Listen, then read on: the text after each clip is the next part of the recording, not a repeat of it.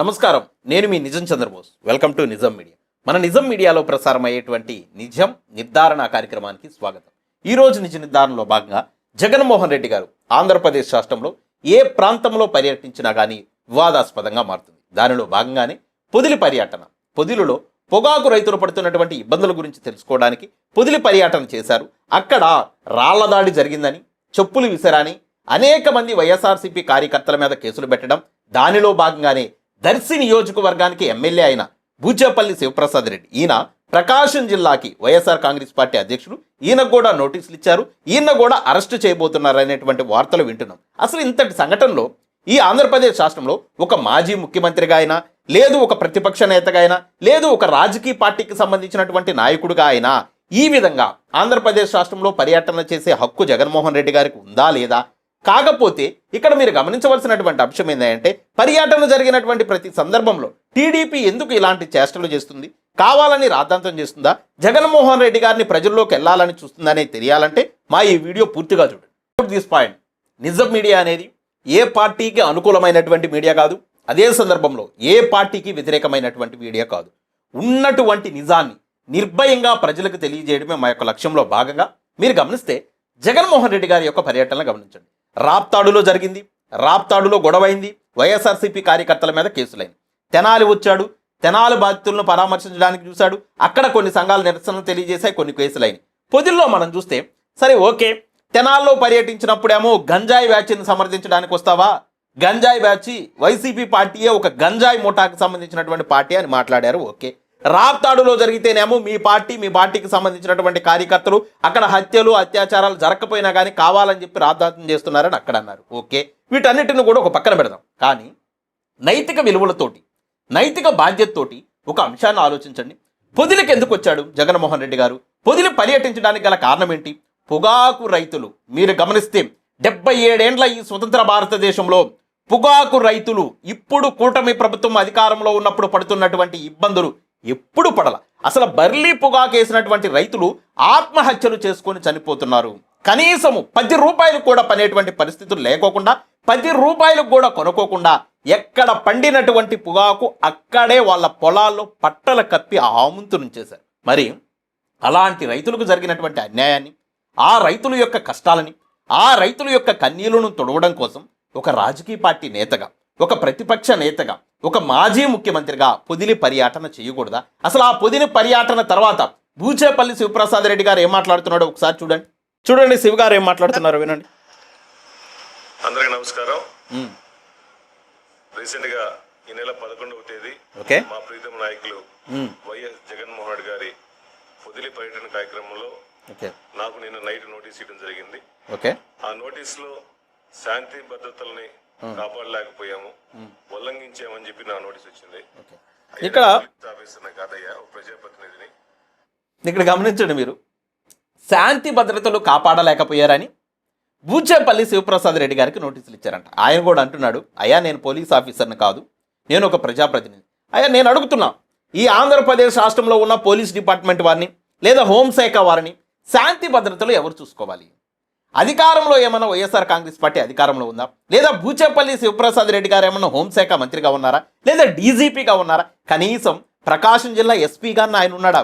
శాంతి భద్రతలు ఆయన చూడడం ఏంటి? శాంతి భద్రతలు పరిరక్షించవలసినటువంటి బాధ్యత ఎవరి మీద ఉంది? పోలీస్ డిపార్ట్మెంట్ మీద కదా ఉంది. ఎవరో కొంతమంది, ఒక 100 మందో 50 మందో అక్కడ నల్ల బెలూన్స్ పెట్టుకొని జగను రావద్దని చెప్పేసి, జగను క్షమాపణ చెప్పాలని చెప్పేసి ఒక 100 మంది నిరసన తెలియజేస్తుంటే జగన్మోహన్ రెడ్డి రాకముందే వాళ్ళని అక్కడి నుంచి క్లియర్ చేయవలసినటువంటి బాధ్యత ఎవరిది? పోలీసు వారిదే కదా. అలా చెయ్యుకోకుండా వాళ్ళని అక్కడే పెట్టి వేల సంఖ్యలో వైఎస్ఆర్సీపీకి సంబంధించినటువంటి కార్యకర్తలు అక్కడ హాజరవుతుంటే, రైతులు కానీ వైసీపీకి సంబంధించినటువంటి కార్యకర్తలు కానీ అక్కడికి వస్తుంటే ఒక 100 మందిని మహిళలతోటి, ఇంకొంతమంది టీడీపీ కార్యకర్తలతో అక్కడ పెడితే, ఒకవేళ ఆవేశాలకు కానీ గురైతే, ఆవేశంతో కూడినటువంటి నిర్ణయాలు కానీ వైఎస్ఆర్ కాంగ్రెస్ పార్టీకి సంబంధించినటువంటి కార్యకర్తలు కనుక తీసుకుంటే, ఈ 100 మంది మీద అటాక్ చేస్తే ఏంటి పరిస్థితి? ఎవరివన్నా ప్రాణాలు పోతే ఏంటి పరిస్థితి? ప్రతి సందర్భంలో నేను ఇదే చెప్తున్నా. ప్రతి ఇన్సిడెంట్ని మీరు గమనించండి. పర్యటన జరుగుతున్నటువంటి ప్రతి సందర్భంలో వేలాది మంది వైసీపీ కార్యకర్తలు అక్కడికి వస్తే ఒక 50 మందో 100 మందిని ఈ టీడీపీ కార్యకర్తలను పెడుతున్నారు. ఒకవేళ వాళ్ళు కనుక అటాక్ చేస్తే, శాంతి భద్రతలు వికటించి ఎవరన్నా చనిపోతే బాధ్యులు ఎవరు? పోలీసు వారు దయతో నేను విజ్ఞప్తి చేస్తున్నా, ఇలాంటి అంశాలని మీరు ఎందుకు ఎంకరేజ్ చేస్తున్నారు? ఒక అధినేత, అది ఏ పార్టీ అయినా, గతంలో టీడీపీ పార్టీ అయినా ఇప్పుడు వైసీపీ పార్టీ అయినా, వాళ్ళు పర్యటన చేస్తున్నప్పుడు ఎవరన్నా వ్యతిరేకిస్తూ నిరసన తెలియజేయాలనుకున్నప్పుడు ఆ పార్టీకి సంబంధించినటువంటి నేత పర్యటనకు రాకముందే వాళ్ళని అక్కడి నుంచి క్లియర్ చేయాలి కదా. అలా చేయకోకుండా రెచ్చగొట్టే విధంగా వ్యాఖ్యలు చేయడం వల్ల చాలా దారుణమైనటువంటి పరిస్థితులు ఏర్పడతాయి. ఇక్కడ అదే అంటున్నారు శివప్రసాద్ గారు కూడా, నేనైతే పోలీస్ ఆఫీసర్ని కాదు, శాంతి భద్రతలకు నాకు ఏంటి సంబంధం అంటున్నాడు. ఇంకా చూద్దాం, చూడండి. మా నాయకుడు వస్తున్నాడు, రైతు సమస్యల కోసం వస్తాడని తెలియపరిచాము. ఓకే, శాంతి భద్రతలు చూసుకోవాల్సిన బాధ్యత మొత్తం పోలీస్ డిపార్ట్మెంట్ వాళ్ళదే, వాస్తవమే. అది కాదు. కానీ మీరు నోటీస్ ఇచ్చారు కాబట్టి మేము 100% మీ నోటీస్ కి ఎప్పుడు రమ్మన్నా వచ్చి మీకు అందుబాటులో ఉంటాము. Very good. ఎక్కడ తప్పు చేయలేదు, మేము పారిపోవాల్సిన అవసరం లేదు. Very good. చుట్టానికి హైదరాబాద్ వచ్చాము, ఇప్పుడు బయలుదేరి సాయంత్రానికల్లా చేమకుర్తిలో ఉంటాము. మీరు ఎప్పుడు పిలిచినా మీ పోలీసు వాళ్ళకి అందుబాటులో ఉంటాము. ఓకే, అది పరిస్థితి. నోటీసులు ఇచ్చారు, మేబీ ఆయన హైదరాబాద్లో ఉన్నాడు, వచ్చిన తర్వాత అరెస్ట్ కూడా చెయ్యొచ్చు, చెప్పలేము. ఎందుకంటే ప్రభుత్వం అధికారంలో ఉంది. అది కూడా బూచేపల్లి గారు చాలా యాక్టివ్గా పనిచేస్తున్నారు ప్రకాశం జిల్లాలో.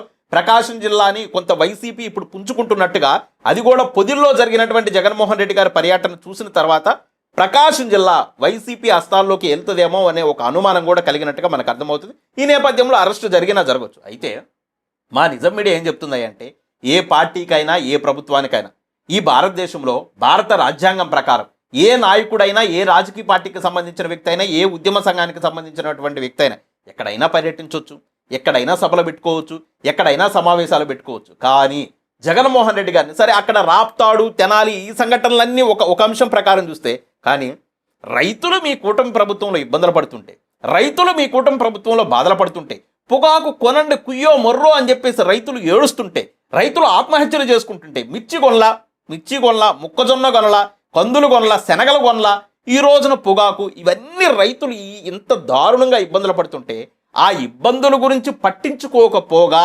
దానికోసం పర్యటిస్తున్నటువంటి నేతల్ని ఇలా అడ్డుకోవడం కరెక్ట్ కాదని, అదే సందర్భంలో వైసీపీ వాళ్ళు, జగన్మోహన్ రెడ్డి గారు కూడా ఒకటి గుర్తుపెట్టుకోండి, మీరు జరిగేటువంటి పర్యటనలో, మీరు పర్యటించేటువంటి పర్యటనలో ఉద్రిక్త పరిస్థితులకు తావు లేకోకుండా మీరు చూసుకోండి.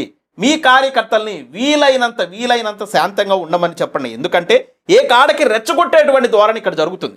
రెచ్చగొట్టేటువంటి ధోరణి జరగడం వల్ల ఏదన్నా చిన్న అపశృతి జరిగితే, ఇప్పుడు మీరు అధికారంలో లేరు కాబట్టి మీ కార్యకర్తలు కానీ, మీ పార్టీకి సంబంధించినటువంటి నాయకులు కానీ చాలా ఇబ్బంది పడతారు. సో వైసీపీ కార్యకర్తలు కూడా దీన్ని గమనించుకొని ఎక్కడా కూడా శాంతి భద్రతకు విఘాతం కలిగించేటువంటి విధంగా ప్రవర్తించుకోకుండా, ఎంత రెచ్చగొట్టినా కానీ చట్టాన్ని చేతుల్లోకి తీసుకోకుండా న్యాయపరంగా ముందుకెళ్లాలని చెప్పేసి మా నిజం మీడియా తరఫున విజ్ఞప్తి చేస్తున్నాం. అసలు ఆ పొదిల్లో నిరసన తెలియజేసినటువంటి నిరసనకారులు ఎవరో, వాళ్ళు ఏం మాట్లాడుతున్నారో వాళ్ళ మాటల్లోనే ఒకసారి వినండి.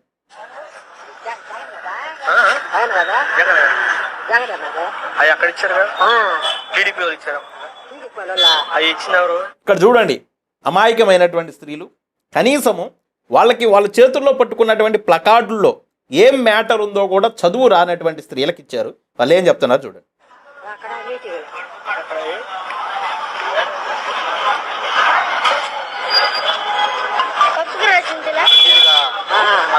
జాకెట్ ముక్కలు ఇచ్చినారు, జాకెట్ ముక్కలు కూడా వాళ్ళు ఇచ్చారా? అవి చూపించమని ఇచ్చారా? జాకెట్ ముక్కలు కార్డు చూపించమని ఇచ్చారా? ఈ జాకెట్ ముక్క ఎవరు ఇచ్చారు? అది పరిస్థితి. మన దగ్గర స్క్రీన్ ఉంటే నేను ఇంకా నీట్గా ఎక్స్ప్లెయిన్ చేసి మొత్తం చూపించేటోండి. స్క్రీన్ లేదు కాబట్టి ఫోన్లో వినిపించాను. మీరు గమనించండి, ఇక్కడ మీటింగ్కి వచ్చినటువంటి జగన్మోహన్ రెడ్డి గారి మీటింగ్కి వచ్చినటువంటి స్త్రీలకు కూడా, అమాయకమైనటువంటి స్త్రీలకి ప్లకార్డులు ఇచ్చి, ఒక జాకెట్ ముక్కిచ్చి, జగన్మోహన్ రెడ్డి గారు వచ్చినప్పుడు ఇది చూపించండి అని చెప్తారా? ఏంటండి ఇది? నేను అంటున్నా, ఒకటి మాత్రం వాస్తవంగా గుర్తుపెట్టుకోండి, ఎక్కడన్నా అన్యాయం జరిగితే, ఏ నేత అయినా తప్పు చేస్తే తప్పును నిలదీయండి, ప్రశ్నించండి, నిరసన తెలియజేయండి, ధర్నాలు చేయండి, రాస్తారోకోలు చేయండి. కానీ ఇంత నీచానికి దిగజారి నిరసనల పేరుతోటి ఈ విధంగా ఉధృతమైనటువంటి పరిస్థితులను రెచ్చగొట్టడం అనేది 100% కరెక్ట్ కాదని, దీన్ని చంద్రబాబు నాయుడు గారు కూడా పరిగణలోకి తీసుకొని మీ పార్టీకి సంబంధించి ఎవరెవరైతే నేతలు ఇలాంటి చర్యలను ప్రోత్సహిస్తున్నారో వాళ్ళ మీద కూడా మీరు చర్యలు తీసుకోవాలని చెప్పేసి మా నిజం మీడియా తరపున విజ్ఞప్తి చేస్తున్నాం. నిజం మీడియా ఎవరికి అనుకూలమైనటువంటి మీడియా కాదు, అదే సందర్భంలో ఎవరికి వ్యతిరేకమైనటువంటి మీడియా కూడా కాదు. ప్రతి సందర్భంలో ఉన్నది ఉన్నట్టుగా నిజాన్ని నిర్భయంగా తెలియజేయడమే మా యొక్క లక్ష్యం కాబట్టి మా వీడియోస్ కనుక మీకు నచ్చితే లైక్ చేయండి, షేర్ చేయండి, మన ఛానల్ని సబ్స్క్రైబ్ చేసుకోండి.